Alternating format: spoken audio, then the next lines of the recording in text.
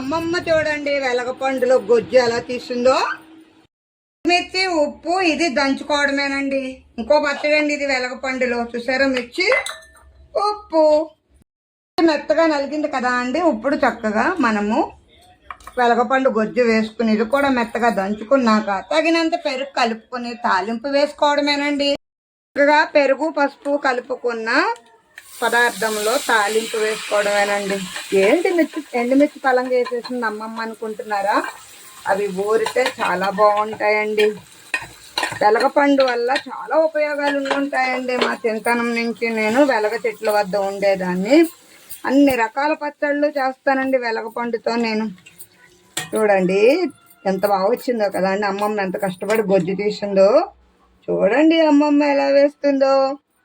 Video మీకు నచ్చినట్లయితే like చేయండి, షేర్ చేయండి, సబ్స్క్రైబ్ చేయండి. అమ్మమ్మని సపోర్ట్ చేయండి. ఉంటాను. Bye bye.